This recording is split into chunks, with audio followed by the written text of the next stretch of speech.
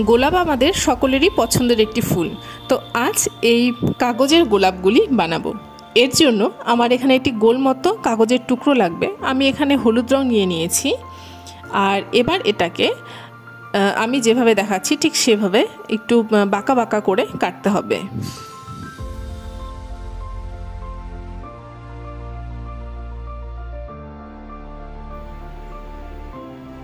এরকম করে ধীরে ধীরে পুরোটা গোল গোল করে কেটে নিতে হবে।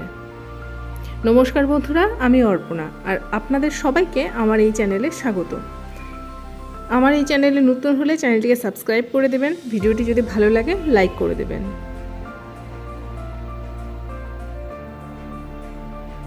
এরকমভাবে পুরোটা আমার প্রায় কাটা হয়ে গেল। ব্যাস, এটা এই অবধি ছেড়ে দেব। এই যে দেখুন, এটা পুরোটা এরকম এটা গোল হয়ে গেল। এরকম বাঁকা বাঁকাভাবে কাটবো। এরপর যে কোনাটা বাইরে থাকবে সেটাকে একটু পেঁচিয়ে রোল করব। এই যে এরকমভাবে একটু পেঁচিয়ে নিয়ে জাস্ট এবার পুরো কাগজটাকে রোল করে যেতে হবে। এটাকে এভাবে ধরে পুরোটা রোল করব।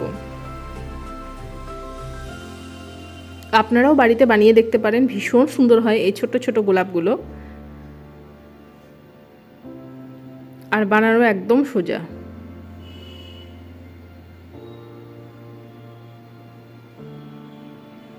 জাস্ট এবার শুধু এটাকে গোল গোল করে, হ্যাঁ হয়ে গেল। আর এবার জাস্ট এই নিচের মধ্যে আঠা লাগিয়ে এটাকে লাগিয়ে দিতে হয়। আর ব্যাস, এখানে একটু চেপে দিলাম জিনিসটা। ব্যাস হয়ে গেল। দেখুন কি সুন্দর গোলাপটা হয়ে গেল। আর এটা একদম যাতে খুলে না যায় এর জন্য এটাতে একটু আঠা লাগিয়ে দেবো। এই যে এই অংশটাতে একটু ভালো করে আঠা লাগিয়ে দিতে হবে।